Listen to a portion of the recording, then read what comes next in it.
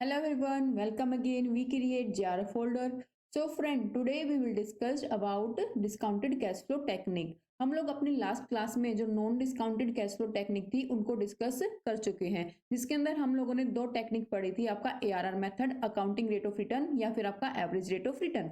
The second हमने discuss किया था पे बैक पीरियड मेथड, जिसके अंदर हम लोगों ने टाइम वैल्यू ऑफ मनी को कंसिडर नहीं किया था, इसलिए उनको बोला था हम लोगों ने non discounted base of technique. अगर आपको याद हो तो मैं आपको एक बार चार्ट शो कर देती हूँ जिससे आपको याद आ जाएगा। ये आपकी थी ट्रेडिशनल टेक्निक जो टाइम वैल्यू ऑफ मनी को कंसीडर नहीं करते, इसलिए हमने इनको बोला था non discounted base of technique. और आज की क्लास में हम देखेंगे अपनी discounted cash flow of technique. क्यों? क्योंकि टाइम वैल्यू ऑफ मनी को क्या करते हैं, कंसिडर करते हैं।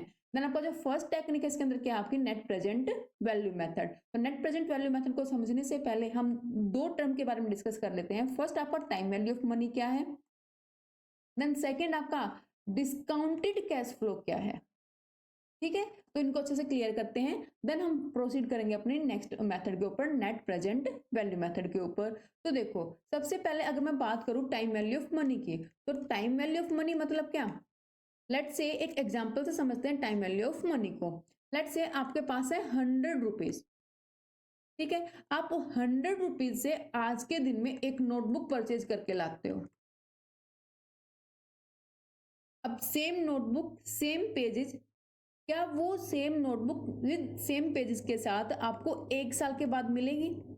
आप वही 100 रुपीज लेके गए एक साल बाद सेम नोटबुक परचेज करने के लिए, और पेज भी क्या उसके अंदर सेम है, सेम कंपनी की है, सेम पेज है और सेम नोटबुक है। तो आप मेरे को बताओ, क्या वो एक साल बाद वो नोटबुक 100 रुपीज की होगी? नहीं होगी। क्यों? क्योंकि टाइम के साथ साथ जो वैल्यू है, जो मनी की वैल्यू है, वो क्या हो रही है, आपकी डेप्रिसिएट हो रही है, कम हो रही है। और ऐसा क्यों हो रहा है? Due to inflation. जितना इन्फ्लेशन राइज होगा, साथ साथ क्या होगा, हर चीज का प्राइस क्या होगा, इंक्रीज होगा। या फिर मैं कहूं जो वैल्यू ऑफ मनी है वो क्या होगी, डिक्लाइन होगी। और हम सबको पता है एक साल बाद उसकी वैल्यू सेम नहीं रहने वाली। ठीक है, इसको हम बोलेंगे time value of money. Time के साथ जो वैल्यू है मनी क्या हो रही है, डिक्लाइन हो रही है। तो एक बात बताओ, जो हमने ये मेथड किए थे हमारे दो, पे back period method, average rate of return method, इसमें हमने क्या क्या डिस्कस किया था। फॉर एग्जाम्पल हमने average rate of return method किया, उसके अंदर हमने क्या देखा कि ईयर 1 पे जो आपका प्रोजेक्ट है कितना प्रॉफिट अर्न कर रहा है, ईयर 2 पे कितना अर्न कर रहा है, ईयर 3 पे कितना अर्न कर रहा है। तो क्या जो ईयर 3 पे जो प्रॉफिट अर्न कर रहा है आपका प्रोजेक्ट, लेट से वो 1 लाख रुपए है, तो क्या उस 1 लाख रुपए की वैल्यू जो आज के टाइम है, हम कब देख रहे कंसिडर कर रही है, हम आज बैठ के at the point, at the zero point of time के ऊपर, ठीक है, हम प्रेजेंट के अंदर बैठ के देख रहे हैं कि 3 साल बाद जब थर्ड ईयर होगा इस प्रोजेक्ट का, वो कितना प्रॉफिट अर्न करेगा। और हमारा कैलकुलेट हुआ कितना, 1 लाख रुपए क्या करेगा, वो प्रॉफिट अर्न करेगा। ये हम क्या कर रहे हैं, अभी बैठ के कैलकुलेट कर रहे हैं। तो ये बताओ, क्या 3 साल बाद जो हमने आज 1 लाख रुपए कंसिडर किया है, क्या 3 साल बाद उस 1 लाख रुपए की वैल्यू और आज जो 1 लाख रुपए है उसकी वैल्यू सेम रहने वाली है? बिल्कुल भी नहीं ना। क्यों? क्योंकि वैल्यू क्या हो रही है मनी की, डेप्रिसिएट हो रही है। टाइम वैल्यू ऑफ मनी क्या करेंगे यहाँ पे, कंसीडर करना पड़ेगा, तभी हम क्या कर पाएंगे, एक्यूरेट रिजल्ट निकाल पाएंगे। इसलिए जो हमारे दो मेथड है, ये पे back period method and average rate of return method, इसमें उन्होंने टाइम की वैल्यू कंसीडर नहीं की, और जो हमारा रिजल्ट था वो क्या निकला, एक्यूरेट नहीं निकला। इसलिए कुछ टेक्निक आई हमारे सामने जो क्या है, टाइम वैल्यू को कंसीडर करती हैं। तो अब हम टाइम वैल्यू ऑफ मनी को कैसे कंसीडर करेंगे, तो ये भी देखो। तो एग्जाम्पल क्लियर हुआ यहाँ पे। तो किस तरह से आपकी जो मनी की वैल्यू क्या हो रही है, कम हो रही है। तो हमें क्या निकालना पड़ेगा यहाँ पे, प्रेजेंट वैल्यू निकालनी पड़ेगी इसकी, अपने टोटल अमाउंट की। तो हम यहाँ पे किसको कंसीडर करेंगे, टाइम वैल्यू ऑफ मनी को कंसीडर करेंगे, कि जो 100 रुपीज आज है और सेम 100 रुपीज मेरे को एक साल बाद अगर मिल रहे हैं, तो उस 100 रुपीज की आज के टाइम पे क्या वैल्यू होगी, उस प्रेजेंट में उसकी क्या वैल्यू होगी। क्योंकि सिंपल सी बात है, इतना तो हमें पता लग चुका है कि उस 100 रुपीज की वैल्यू आज के टाइम पे 100 रुपीज नहीं होने वाली। जो हमें एक साल बाद 100 रुपीज मिलेंगे उसकी वैल्यू सेम अमाउंट नहीं रहने वाली आज के टाइम पे। तो वो हम प्रेजेंट वैल्यू उसकी की आज के टाइम पे उसकी वैल्यू क्या होगी, वो हम कैसे कैलकुलेट करेंगे, वो हम कैलकुलेट करेंगे अपना डिस्काउंटेड रेट से। अभी डिस्काउंटेड रेट क्या है, ये डिस्काउंटेड रेट की हेल्प से कंपनी क्या करती है, ये एज्यूम किया जाता है, ये क्या किया जाता है, आपका एज्यूम किया जाता है आपका डिस्काउंटेड रेट। और इसकी हेल्प से हम क्या करते हैं, जो 100 रुपीज जो आपको आफ्टर 1 ईयर मिलने वाले हैं उसकी प्रेजेंट वैल्यू क्या करेंगे, कैलकुलेट यहाँ पर करेंगे। ये क्लियर हो यहाँ पे। तो आपका जो फ्यूचर कैश फ्लो आप क्या करने वाले हो, जनरेट करने वाले हो, आप उसको क्या करोगे, डिस्काउंट करोगे। उसको डिस्काउंट कैसे करोगे, एक सर्टेन रेट पे, उसको ही हम कहेंगे, उस रेट को ही हम कहेंगे डिस्काउंटेड रेट या फिर कॉस्ट ऑफ कैपिटल। अब बात आई ये डिस्काउंटेड रेट क्या है, ये डिस्काउंट कैसे करेंगे, तो लेट्स सी ये भी देखो कि आप उसको डिस्काउंटेड कैसे करोगे। मान लो आप हम 100 रुपीज लेते हैं कि 100 रुपीज आपको आफ्टर 1 ईयर मिलने वाले हैं और आप कैलकुलेट कर रहे हो कि इसका वैल्यू आज के टाइम पे प्रेजेंट वैल्यू उसकी क्या होगी। तो हम एज्यूम कर लेते हैं कि हमारा जो डिस्काउंटेड रेट है वो हम एज्यूम कर लेते हैं एट द रेट ऑफ 10%। अब ये डिस्काउंटेड रेट माइंड में आएगा, मैम ये डिस्काउंटेड रेट कैसे कैलकुलेट करते हैं कंपनी, तो एक सिंपल सा मैं आपको आइडिया दे देती हूँ डिस्काउंटेड रेट कैसे कैलकुलेट करती है कंपनी, और इसको ही हमने बोला कॉस्ट ऑफ कैपिटल। और आपने चैप्टर किया होगा कॉस्ट ऑफ कैपिटल, मैं ऑलरेडी इसको डिस्कस कर चुकी हूँ अपनी प्रीवियस वीडियो के अंदर, अगर नहीं देखा तो एक बार जाके देख लेना। तो कॉस्ट ऑफ कैपिटल आप कैसे कैलकुलेट कर हो कि मान लो जो पैसा कंपनी ने क्या किया, बोरो किया है अब इन्वेस्टर से, तो इन्वेस्टर कितनी जो कॉस्ट डिमांड करेगा कंपनी से वो कैसे डिसाइड किया जाता है कि अगर वही इन्वेस्टर किसी रिस्क फ्री एसेट्स में वो पैसा लगाता तो उसको कितना रिटर्न मिलता, तो रिस्क फ्री एसेट का रिटर्न यहाँ पे कैलकुलेट करेंगे। Clear. Then second, inflation rate कितना चल रहा है, इन्वेस्टर उसको भी क्या करेगा, कंसीडर करेगा। ठीक है। उसके बाद इन्वेस्टर का रिस्क प्रीमियम भी क्या करेगा, उसको कंसीडर करेगा। उस पर्टिकुलर सिक्योरिटी में इन्वेस्टर को पैसा लगा के कितना रिस्क है उसका प्रीमियम भी क्या करेगा, इन्वेस्टर चार्ज करेगा पर्टिकुलर कंपनी से। इन तीनों को ऐड कर देते हैं तो क्या निकल आती है कंपनी के लिए, कॉस्ट ऑफ कैपिटल निकल आती है उस पर्टिकुलर सिक्योरिटी के लिए। तो यहाँ पर भी कॉस्ट ऑफ कैपिटल या फिर डिस्काउंटेड रेट पता लगा कि कंपनी कैसे एज्यूम करती है। ठीक है। जो कंपनी की जो कॉस्ट आएगी उस पर्टिकुलर फंड को रेज करने के लिए जो भी कंपनी की क्या आई है, कॉस्ट आई है, वही कंपनी क्या लेके चलती है, उसको ही कंपनी डिस्काउंटेड रेट या फिर डिस्काउंटेड फैक्टर लेके चलती है। तो यहाँ पे कंपनी क्या करेगी, जो आपकी 100 रुपीज आपको मिलने वाले हैं, कब मिलने वाले हैं, फ्यूचर में मिलने वाले ना, तो आपकी क्या है फ्यूचर वैल्यू, तो फ्यूचर वैल्यू को कंपनी यहाँ पे क्या कर रही है, प्रेजेंट वैल्यू में क्या कर रही है, कन्वर्ट कर रही है। और भाई फ्यूचर वैल्यू को प्रेजेंट वैल्यू में कन्वर्ट कैसे करेगी, आपकी फ्यूचर वैल्यू क्या आपकी यहाँ पे 100 रुपीज, तो कैसे कन्वर्ट करेगी उसको, मान लो लेट से 100 रुपीज आपका फ्यूचर वैल्यू है। क्लियर यहाँ पे। अब फॉर्मूला क्या हो जाएगा इसका, फ्यूचर वैल्यू 1 अपॉन आपका 1 प्लस आर, आर आपका क्या है, आपका कॉस्ट ऑफ कैपिटल है या फिर डिस्काउंटेड रेट है, वो ऊपर नंबर ऑफ ईयर। तो ये क्लियर हुआ, क्या आपका फॉर्मूला है क्या करने का, फ्यूचर वैल्यू को प्रेजेंट वैल्यू में कन्वर्ट करने का। अब आपके माइंड में क्वेश्चन तो जरूर आया होगा कि मैम ये फॉर्मूला कैसे ड्राइव हुआ। ठीक है। ऑलमोस्ट आपको टीचर सिर्फ फॉर्मूला करवा देते हैं, आपको रीजन नहीं बताएंगे फॉर्मूला कैसे आएगा। अगर आप लोगों को याद हो, हम लोग CI करके आ चुके अपने 7th या 8th क्लास के अराउंड, तो वहां पे हमने पता कि कंपाउंड इंटरेस्ट आप कैसे निकालते हो कि आपने प्रेजेंट में कितने रुपए लगाए, ठीक है, उसके ऊपर आप कितना इंटरेस्ट आप क्या कर रहे हो, अर्न कर रहे हो। तो हमें यहाँ पे कैलकुलेट करना 2 साल बाद या फिर 3 साल बाद मेरा कंपाउंड इंटरेस्ट कितना होगा। तो वहां पे फॉर्मूला क्या है कंपाउंड इंटरेस्ट का, प्रेजेंट वैल्यू मल्टीप्लाई क्या आपका रेट ऑफ रिटर्न 1 प्लस क्या rate of return divided by क्या एन। यहाँ पे हम क्या कर रहे हैं, यहाँ पे हम क्या कर रहे हैं, प्रेजेंट वैल्यू की हेल्प से क्या कर रहे हैं, फ्यूचर वैल्यू निकाल रहे हैं ना अपनी। ठीक है। लेकिन इस केस में हम लोग क्या कर रहे हैं, फ्यूचर वैल्यू की हेल्प से क्या निकाल रहे हैं, प्रेजेंट वैल्यू निकाल रहे हैं, इसलिए इसको क्या कर दिया, अपोजिट कर दिया। बात सिंपल सी है। यहाँ पे हमने फ्यूचर वैल्यू की हेल्प से निकाला, प्रेजेंट वैल्यू निकाला, लेकिन हमें कॉस्ट ऑफ तब हम बजटिंग करते हैं तो इस डिस्काउंटेड टेक्निक करते हैं, वहां पे हम क्या कर रहे हैं, फ्यूचर वैल्यू जो हमें मिलने वाली, फ्यूचर में जो वैल्यू हमें मिलने वाली है उसकी एट प्रेजेंट क्या वैल्यू होगी, हम प्रेजेंट वैल्यू निकाल रहे हैं। तो यहाँ फॉर्मूला क्या कर देंगे, उल्टा कर देंगे, बात खत्म। तो फ्यूचर वैल्यू क्या है, मल्टीप्लाई क्या 1 अपॉन 1 प्लस आर क्या आपका power and number of year क्या होगा, रेट ऑफ रिटर्न क्या होगा, इसके आपसे क्या निकालोगे, अपनी फ्यूचर वैल्यू निकालोगे। तो हम इसको एग्जाम्पल से भी डिस्कस करेंगे। पहले ये बताओ फॉर्मूला क्लियर हुआ, कैसे हम जो फ्यूचर में हमें मिलने वाले 100 रुपीज उसकी प्रेजेंट वैल्यू क्या होगी वो क्लियर हुआ यहाँ पे अच्छे से। ठीक है। अब देखते हैं हम यहाँ पे टेक्निक क्या है, फिर हम एक एग्जांपल साथ उसको बड़े अच्छे से क्लियर करेंगे। तो यहाँ पे देखो मैंने कुछ नोट्स लिख रखे हैं इससे रिलेटेड, एक बार उसको रीड कर लेते हैं, फिर बाद में हम क्या करेंगे कि क्वेश्चन सोल्व करेंगे। तो डिस्काउंटेड कैश फ्लो टेक्निक आपकी क्या है, जो टाइम वैल्यू ऑफ मनी को क्या करती है, कंसीडर करती है। हम क्या करते हैं यहाँ पे present value of cash inflow and outflow क्या करते हैं, कैलकुलेट करते हैं। किसके हेल्प से कैलकुलेट करते हैं, डिस्काउंटेड रेट की हेल्प से क्या करते हैं, कैलकुलेट करते हैं। ये मैं आपको ऑलरेडी डिस्कस आपके साथ ऑलरेडी डिस्कस कर चुकी हूँ। आगे से ने क्या कहा, प्रोजेक्टेड जो आपने एस्टिमेट किया है, क्या एस्टिमेट आपने फ्यूचर कैश फ्लो क्या होगा मेरा फ्यूचर में, वो आप जो एस्टिमेट किया है उसको आप किस में कन्वर्ट करते हो, प्रेजेंट में कन्वर्ट करते हो कि प्रेजेंट उसकी वैल्यू क्या होगी, और उसी को हम बोलते हैं कॉल्ड कॉस्ट ऑफ कैपिटल। आगे क्या बोला, is the minimum discounted rate, ये आपका क्या है, मिनिमम डिस्काउंटेड रेट है जो कंपनी को उस प्रोजेक्ट से क्या करना है, अर्न करना ही करना है। तो सिंपल सी बात ये हुई, अगर आप फ्यूचर में 100 रुपीज अर्न कर रहे हो ना, तो उस 100 रुपीज की वैल्यू प्रेजेंट में कम से कम इतनी तो हो जितनी आपकी क्या है, कॉस्ट आपकी जा रही है उस पर्टिकुलर फंड से रिलेटेड। ये चीज क्लियर हुई, ठीक है। फिर इसने आगे क्या कहा, discounted cash flow, the PV of any cash inflow will obviously less than the cash flow itself. तो सिंपल सी बात है, जो प्रेजेंट वैल्यू है कैश इनफ्लो की, जो प्रेजेंट में इसकी वैल्यू निकलेगी, लेट्स से इसकी प्रेजेंट वैल्यू निकली 90, तो आपकी जो कॉस्ट जा रही है प्रेजेंट के अंदर जितना आपने आउटफ्लो किया है, कम से कम ये 90 उस आउटफ्लो से जो आपने अमाउंट लगाई है उससे तो क्या हो, ज्यादा हो। तो अभी आप क्या करोगे, आपके लिए क्या वो बेटर है वो प्रोजेक्ट। क्लियर यहाँ पे। आगे क्या है, the discounted rate indicate the expected rate of return for investor. तो आपका डिस्काउंटेड रेट क्या है, आपका जो मैंने बोला कॉस्ट ऑफ कैपिटल बोल लो, डिस्काउंटेड रेट बोल लो, आप इसको कट ऑफ रेट बोल लो, या फिर आप उसको बोल लो हर्डल रेट, ये सारे इसके क्या है, नाम है। ठीक है, तो एग्जाम में किसी भी नाम से आपसे क्वेश्चन पूछा जा सकता है। तो इन तीनों को इन्होंने क्या कहा कि ये रेट क्या है आपकी, ये वो रेट है जो मिनिमम अमाउंट जो इन्वेस्टर क्या करता है, किसी भी कंपनी में पैसा इन्वेस्ट करते हुए एक्सपेक्ट करता है कि इतना तो कम से कम मेरे को रेट मिले, तो सारे रेट वही है।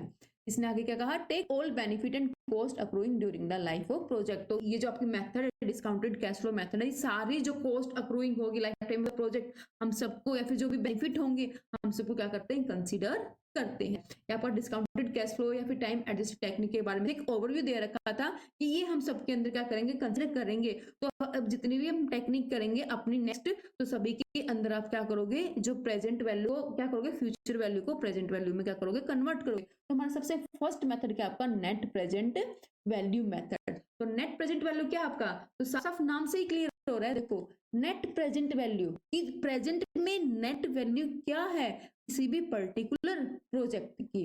तो आपने मान लो किसी एक पर्टिकुलर प्रोजेक्ट एक्स में कोई भी अमाउंट लगाई, तो उस प्रोजेक्ट एक्स में जो भी अमाउंट लगाई है, जो भी first year, second year, third year, वो प्रोजेक्ट आपको क्या करेगा, and so on an year, जो भी आपको रिटर्न जनरेट करके देगा, उन सभी रिटर्न की वैल्यू जिस दिन आपने कैश आउटफ्लो किया था, प्रेजेंट में जो भी आपने अमाउंट लगाई थी Y0 पे, जो भी आपने अमाउंट लगाई थी, तो इन सब की value year 1, year 2, year 3, year 4 की वैल्यू, सबकी वैल्यू Y0 पर क्या है, जो फ्यूचर में जो कैश फ्लो आपने क्या किया, जनरेट किया, इन सब की वैल्यू Y0 एट प्रेजेंट में क्या है, वो हम क्या करेंगे, यहाँ पे कन्वर्ट करेंगे। तो प्रेजेंट जो इनफ्लो होने वाला है, इनफ्लो को आपने क्या कर दिया, इनफ्लो की वैल्यू आपने प्रेजेंट में क्या कर दी, कन्वर्ट कर दी। ठीक है, तो ये प्रोजेक्ट यही देखता है, जो मेथड आपका, तो आपका जो ये मेथड है यही कंसिडर करता है कि जो फ्यूचर में को रिटर्न जनरेट हुआ है उसकी प्रेजेंट वैल्यू क्या है। तो आपका कहा जाएगा ये इनफ्लो। तो प्रेजेंट वैल्यू किसकी, आपकी इनफ्लो की, कैश इनफ्लो हुआ है उसकी प्रेजेंट वैल्यू क्या है, माइनस कर दोगे कि Y0 टाइम पे आपने कितना कैश आउटफ्लो किया था उस पर्टिकुलर इनफ्लो को लेने के लिए। तो क्या कर दोगे, present value of cash outflow क्या कर दोगे, माइनस कर दोगे। अगर present value of cash inflow क्या निकली, आपकी हायर निकली, किससे, जो आपने Y0 पे आपने क्या किया था, कैश आउटफ्लो किया था उससे, तो आप उस प्रोजेक्ट को क्या कर लोगे, एक्सेप्ट कर लोगे। अगर नहीं निकला, प्रेजेंट वैल्यू जो निकली, जो आपके फ्यूचर में जो रिटर्न जनरेट कर रहे थे, अगर उनकी जो प्रेजेंट वैल्यू क्या निकली, कम निकली, से जो आज के टाइम आपने क्या किया, कैश आउटफ्लो क्या है, तो आप उस प्रोजेक्ट को क्या कर दोगे, रिजेक्ट कर दोगे। एज सिंपल एज दैट, बिल्कुल सिंपल। यस, क्लियर हुआ यहाँ पे आपको ये। अब आगे देख लेते हैं फॉर्मूला। तो फॉर्मूला क्लियर हो ही चुका होगा आपको यहाँ पे। तो सिंपल सा फॉर्मूला है present value of cash inflow minus present value of cash outflow. और ये भी पता लग चुका होगा कब इसको एक्सेप्ट करोगे, कब रिजेक्ट करोगे। तब present value of cash inflow आपकी हाइयर होगी compare to present value of cash outflow, तो उसको क्या करोगे, एक्सेप्ट कर लोगे, वरना उसको क्या कर दोगे, रिजेक्ट कर दोगे। ठीक है, तो यहाँ पे टाइम वैल्यू ऑफ मनी जो हम ऑलरेडी डिस्कस कर चुके हैं, वो मैंने यहाँ पे आपको क्या कर रखा है, एक्सप्लेन कर रखा है। तो इसने क्या कहा, टाइम वैल्यू ऑफ मनी आपका क्या है, बेसिक फाइनेंशियल कंसेप्ट है जो होल्ड करता है that money is the present is worth more than the same sum of money is to be received in future. इसने सिंपल सी बात कही है कि जो आज के टाइम में पैसा मिलने वाला है उसकी वर्थ, उसकी वैल्यू ज्यादा रहेगी किससे, जो पैसा आपको फ्यूचर में रिसीव होने वाला है। वही हमने एग्जांपल में देखा था, अगर आज आपको 100 रुपीज मिल रहे हैं और वही 100 रुपीज आपको एक साल बाद मिले, तो किसकी वैल्यू ज्यादा है, जो आपको आज 100 रुपीज ज्यादा मिल रहे हैं उसकी वैल्यू क्या है, आपके लिए ज्यादा है।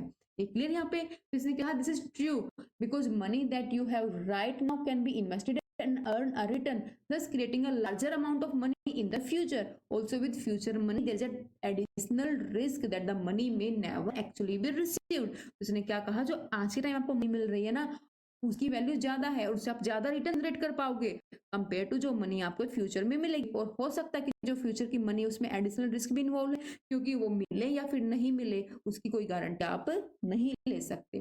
ठीक है, तो इससे बेटर क्या है, अगर आपको सेम अमाउंट मिले तो आप उसी वक्त लेना पसंद करोगे, क्योंकि फ्यूचर की कोई गारंटी नहीं कि वो 100 रुपीज आपको बाद में मिले या फिर ना भी मिले। Is clear? यहाँ पे आगे फिर क्या है, time value of money is sometime refer to as the net present value of money. तो जो आपका टाइम वैल्यू मनी है इसको ही हमने क्या बोला है, net present value of money. ये चीज क्लियर? यहाँ पे आगे एग्जांपल दे रखा है, ऑलरेडी हम एग्जांपल डिस्कस कर चुके हैं, तो एक एग्जांपल ये रीड कर लेना जिससे आपको कॉन्सेप्ट और अच्छे से क्या हो जाएगा, क्लियर हो जाएगा। देन आपकी परचेजिंग पावर हमें पता है, टाइम के साथ हमारी परचेजिंग पावर क्या है, रिड्यूस होती जाती है। जैसे कि 100 रुपीज की नोटबुक जो हम आज परचेज कर रहे थे, सेम 100 रुपीज से हम same amount of notebook, same page की नोटबुक, सेम कंपनी की नोटबुक परचेज नहीं कर सकते, क्योंकि जो परचेजिंग पावर मनी की वो क्या रही है, आपकी कम हो रही है time to time. Is clear? यहाँ पे देन यहाँ पे फॉर्मूला बता रखा है, जो फॉर्मूला में जस्ट मैंने अभी लिख के बताया था आपको, यहाँ पे थोड़ा सा डिफिकल्ट वे में लिख रखा है, इसको आप रहने देना। सिंपल से आप प्रेजेंट वैल्यू कैसे कन्वर्ट करोगे, फ्यूचर वैल्यू क्या है किसी भी प्रोजेक्ट की, ठीक है, मल्टीप्लाई आपका क्या 1 डिवाइडेड बाय आपका क्या 1 प्लस आपका रेट ऑफ रिटर्न आपका, देन नंबर ऑफ ईयर, यहाँ पे आर आपका क्या है, रेट ऑफ रिटर्न है, एंड देन आपका जो एन है वो आपका क्या है, नंबर ऑफ ईयर, कितने साल के लिए आपका वो प्रोजेक्ट है। क्लियर हुआ? और फ्यूचर वैल्यू आप कितनी जनरेट कर रहे हो उस प्रोजेक्ट से हर साल। देन फ्यूचर वैल्यू आपकी क्या है, फ्यूचर वैल्यू आपकी गिवन है 12,100 मल्टीप्लाई 1 प्लस आपका क्या रेट कितना आपका 10%, तो इसको 1.10 लिख सकती हो। 0.10 कैसे, क्योंकि आपका 10% है, 10/100 आपको क्या आ जाएगा 0.10। और नंबर ऑफ ईयर आपके कितने हैं 2। अब मैं इसको कैलकुलेट कैसे करूंगी आप ये ध्यान से देखना, अगर मैं इसको लिखूं 1200, इसको मैं अगर थोड़ा सा और सोल्व करूं तो क्या आ जाएगा आपका 1.10, अगर मैं दोनों को ऐड कर दूं तो क्या आ जाएगा आपका 1.10, देन आपका नंबर ऑफ ईयर कितना 2। यहाँ पे इज क्लियर? तो अब मैं इसको कैलकुलेट करती हूँ विद, तो लेट्स सी आपको क्या है 1 डिवाइड बाय कितना आपका 1.10, अगर मैं इसको डिवाइड करूँ तो आपका फर्स्ट ईयर का क्या निकलेगा, आपकी फर्स्ट ईयर की आपकी प्रेजेंट वैल्यू निकलाएगी, किसकी, आपके y1 की प्रेजेंट वैल्यू निकलाएगी, कितनी निकली मेरी 0.90909। ठीक है, ये चीज क्लियर? देन y2 की अगर मैं प्रेजेंट वैल्यू निकालूं तो कैसे निकलेगा, y2 की आपको निकलेगा, क्या कर दूंगी यहाँ पे मैं इक्वल प्रेस कर दूंगी तो आपका क्या निकलेगा, y2 की वैल्यू यहाँ पे निकलेगी, y2 की वैल्यू क्या आपकी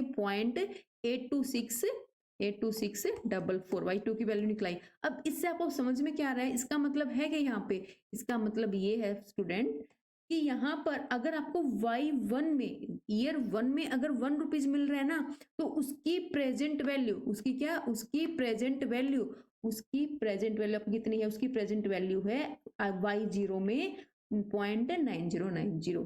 क्लियर? अगर इसी तरह आपको y2 में आप 1 रुपया अर्न कर रहे हो तो उसकी प्रेजेंट वैल्यू y0 में कितनी बन जाएगी, उसकी प्रेजेंट वैल्यू उसकी बन जाएगी 0.82644। अगर आपका जो कॉस्ट ऑफ कैपिटल है या फिर हर्डल रेट है या फिर आपका कौन सा रेट ऑफ रिटर्न है वो कितना है आपका, वो आपका 10% है।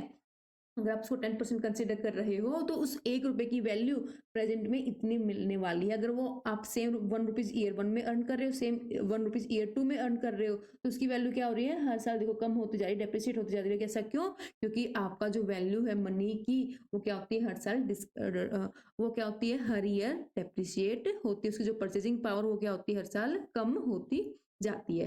ये चीज क्लियर हुई यहाँ पे आपको कि कैसे आप रेट निकालोगे। तो यहाँ पे आप सिंपल क्या करोगे, ईयर 1 में आपने एक्चुअली तो 1 रुपया नहीं लगाया ना, आपने एक्चुअल में आपको फ्यूचर वैल्यू कितनी मिल रही है, आपको फ्यूचर वैल्यू आपको एक्चुअल में मिल रही है ईयर 1 में 12,100। मल्टीप्लाई किससे कर दोगे आप, जितनी आप किससे कर दोगे 9090, तो आपको एक्चुअल वैल्यू किसकी निकलेगी, आपकी प्रेजेंट वैल्यू 12,100 की। इसी तरह ईयर 2 का निकालने के लिए आप क्या करोगे, 12,100 जो आपको ईयर 2 में मिल रहा है उसको किससे मल्टीप्लाई कर दोगे आप, ईयर सेकेंड की वैल्यू से, तो आपकी वो क्या है 82644। ये चीज क्लियर हुई यहाँ पे? तो ऐसे आप क्या निकालोगे, प्रेजेंट वैल्यू निकालोगे हर साल के कैश इनफ्लो की, कि आज के टाइम पे उसकी प्रेजेंट वैल्यू क्या होगी। तो लेट्स से एक एग्जांपल देखते हैं जिससे आपको और क्लियरिटी आएगी कि कैसे आपको एग्जांपल सोल्व करना है। तो यहाँ पे नेट प्रेजेंट वैल्यू का मैंने आपको मीनिंग सिंपल मीनिंग बता रखा है। नेट प्रेजेंट वैल्यू का मीनिंग क्या है कि आप क्या करते हो, सिर्फ it present value future cash flow, ये क्या है, प्रेजेंट वैल्यू किसकी, जो फ्यूचर में कैश फ्लो जनरेट करने वाले हो उसकी कंपेयर, आप कंपेयर करते हो के साथ विद इनिशियल इन्वेस्टमेंट, जो आपने Y0 पे जो आपने इन्वेस्टमेंट की है उसके साथ जो फ्यूचर में आप ईयर 1 2 3 4 में आप क्या करने वाले हो, कैश जनरेट करने वाले हो, उसकी वैल्यू को प्रेजेंट में कन्वर्ट करके उसके साथ क्या करते हो, कंपेयर करते हो। तो सिंपल सी बात, present value of cash inflow minus present value of cash outflow, तो आपका फॉर्मूला हुआ इसका एनपीवी का। और हमें यहाँ पे क्या निकालनी पड़ेगी, प्रेजेंट वैल्यू निकालनी पड़ेगी। और प्रेजेंट वैल्यू का फॉर्मूला यहाँ पे मैंने लिख रखा है, जो मैंने आपको पहले भी डिस्कस में आपके साथ कर चुकी हूँ। तो एग्जाम्पल में क्या है, एग्जाम्पल रीड कर लेते हैं एक बार। एग्जाम्पल में क्या दे रखा है, let's say Nice Limited want to expand its business and is willing to invest 10 lakh rupees and it, अब एग्जाम्पल देख लेते हैं। एग्जाम्पल क्या है, let us say Nice Limited want to expand it business and to its willing to invest 10 lakh rupees. To invest is said to bring the inflow, inflow लिख रखा है, first year में इनफ्लो कितना आएगा उसका 1 लाख, देन सेकंड ईयर में inflow कितना है 2,50,000, थर्ड ईयर में उसका इनफ्लो कितना है 3,50,000 एंड द फोर्थ ईयर में कितना है 2,65,000 एंड द फिफ्थ ईयर में 4,15,000 आपका क्या है, उसका इनफ्लो है उस पर्टिकुलर प्रोजेक्ट से। तो यहाँ पे मैंने प्रोजेक्ट का इनफ्लो लिख लिया है ईयर 0 में, जिस दिन आपने पैसा इन्वेस्ट किया तो आपका पैसा गया है ना, आउटफ्लो हुआ ना, कितना आउटफ्लो हुआ है 10 लाख। 10 लाख, उसकी प्रेजेंट वैल्यू भी क्या उस आउटफ्लो की 10 लाख ही है, क्योंकि Y0 में उसकी वैल्यू क्या है 10 लाख ही है। तो ईयर 1 में आपने कैश इनफ्लो जनरेट किया 1 लाख का, then second third fourth fifth, और टोटल अमाउंट आपके टोटल आपने इतनी अमाउंट का क्या कैश इनफ्लो यहाँ से जनरेट किया है। यहाँ पे डिस्काउंटेड रेट क्या एज्यूम किया है इन्होंने 9%, यहाँ पे क्या किया है डिस्काउंटेड एज्यूम किया, इसका मतलब आपका क्या है, तो यही आपका क्या है डिस्काउंटेड रेट है, यही आपका हर्ड रेट है और यही आपका कॉस्ट ऑफ कैपिटल है। तो आपको एनपीवी निकालनी है फॉर्मूले को यूज करके। तो मैं क्या करूंगी यहाँ पे, कैसे कैलकुलेट करूंगी, पता ना कैसे कैलकुलेट करते हैं। तो फॉर्मूला क्या हो जाएगा आपका, जो इनफ्लो हो रहा है, तो फर्स्ट ईयर में कितना है फ्यूचर वैल्यू, मेरी फर्स्ट ईयर की जो मैं क्या निकालूंगी फ्यूचर वैल्यू कितनी है मेरी, मैं ये कंसीडर करूंगी कि फर्स्ट ईयर की मेरी वैल्यू कितनी है, फर्स्ट ईयर की वैल्यू आपको जो फर्स्ट ईयर में आप अर्न कर रहे हो 1 लाख रुपीज, तो आपकी फ्यूचर वैल्यू यहाँ पे क्या हुई, आपकी फ्यूचर वैल्यू हुई 1 लाख रुपीज। अब फॉर्मूला क्या है 1 अपॉन क्या, आपका इंटरेस्ट रेट कितना, आपका रेट कितना गिवन है 9, तो कितना आ जाएगा 0.09 आपका क्या आ जाएगा यहाँ पे आ जाएगा। और आपका ईयर कितना, आपके ईयर आपके अलग अलग कैश इनफ्लो, तो हम इसका निकालेंगे फर्स्ट ईयर के लिए निकालेंगे यहाँ पे, क्लियर। तो यहाँ पे आपका निकलाएगा क्या, अगर मैं इसको करूंगी 1.09 निकलाएगा। अब मैं इसका अमाउंट निकाल तो कैसे निकलेगी, आपकी अमाउंट निकलेगी आपकी लेट्स से 1 डिवाइडेड बाय 1.09, और ये आपकी अमाउंट कितनी निकल के आई, आपकी अमाउंट निकल के आई 0.917, ठीक है। तो आप कंपेयर कर सकते हो इसको, तो आपकी कितनी वैल्यू है फर्स्ट ईयर में 0.9174। ऐसे में सेकंड ईयर की निकालूंगी, तो सेकंड ईयर क्या करूंगी, सिर्फ प्रेस करूंगी इक्वल का साइन, तो आपकी क्या वैल्यू निकली 0.84167। ऐसे ही थर्ड ईयर की 0.77218, देन थर्ड ईयर की 0.70842 एंड देन ऐसे आपकी किसकी फिफ्थ ईयर की 0.64993। तो आपने क्या निकाल लिया, डिस्काउंटेड फैक्टर निकाल लिया। ये आपने कंसिडर किया किसके साथ, 1 रुपए के साथ। अगर मैं 1 रुपया अर्न करूं ईयर 1 में, ईयर 2 में, ईयर 3 में, ईयर 4 में, ईयर 5 में, तो उस 1 रुपए की वैल्यू इतनी होने वाली है इस साल, क्लियर। लेकिन मैंने एक्चुअल में कितना इनफ्लो को जनरेट कर रही हूँ, मैं एक्चुअल में इनफ्लो जनरेट कर रही हूँ ईयर 1 में 1 लाख, तो मैं क्या करूंगी 1 लाख को मल्टीप्लाई कर दूंगी 0.917 से, तो मेरी अमाउंट आ जाएगी ये जो मैंने एक्चुअल वैल्यू है, प्रेजेंट वैल्यू है मेरी इस 1 लाख रुपीज की ईयर 1 में। तो ऐसे ही मैंने ईयर 2 में 2,50,000 रुपीज इन्वेस्ट किए हैं, तो मैं मल्टीप्लाई कर दूंगी 0.84167 के साथ, तो मैंने इतनी अमाउंट क्या की, प्रेजेंट वैल्यू इतनी है 2,50,000 की ईयर 0 में। ऐसे 3,50,000 की प्रेजेंट वैल्यू कितनी है 2,70,000, फोर्थ ईयर की वैल्यू प्रेजेंट वैल्यू इतनी है, फिफ्थ की इतनी है। तो आपको ये क्लियर हुआ।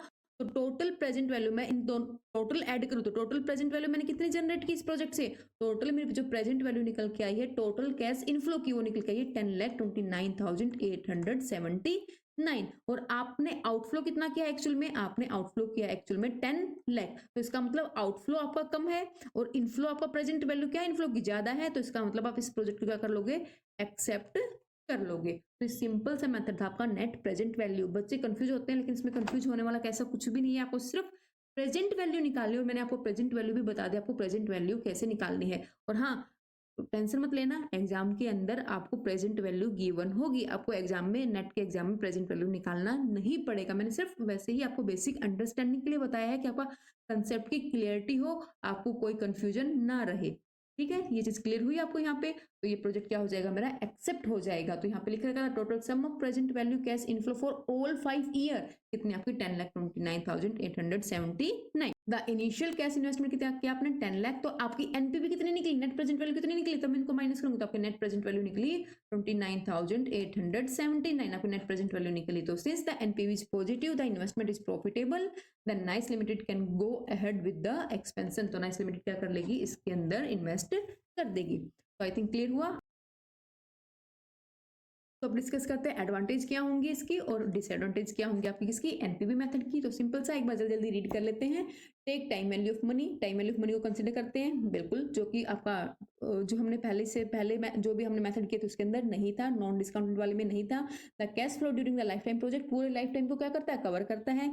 डिस्काउंटेड रेट वेरिएबल, अलग अलग डिस्काउंटेड रेट क्या कर सकते हैं, यूज कर सकते हैं। जरूरी नहीं कि हम आप 10% ही लो, आप कितना ही कॉस्ट ऑफ कैपिटल है उसके अकॉर्डिंग क्या करते हो आप यहाँ पे डिस्काउंटेड रेट अपना यूज करते हो, तो इसको क्या कर सकते हो आप चेंज कर सकते हो। रिलेटेड टू वेल्थ मैक्सिमाइजेशन, जब का एनपीवी है ना बच्चों, वो किससे रिलेटेड है, वेल्थ मैक्सिमाइजेशन की, जो शेयर होल्डर की वेल्थ वो कैसे मैक्सिमाइज की जाए। तो आपकी जो पॉजिटिव एनपीवी है प्रोजेक्ट की, जितनी ज्यादा पॉजिटिव एनपीवी होगी किसकी, प्रोजेक्ट की, उतनी शेयर होल्डर की वेल्थ क्या करेगा, वो मैक्सिमाइज करेगा। तो एनपीवी मेथड मेनली किसके ऊपर फोकस करता है, वेल्थ मैक्सिमाइजेशन के ऊपर क्या करता है, फोकस करता है। मतलब कि वैल्यू को कैसे मैक्सिमाइज किया जाए एक फर्म की, कंपनी की, शेयर होल्डर की, उसके ऊपर क्या करता है, फोकस करता है नेट प्रेजेंट वैल्यू आपका मेथड।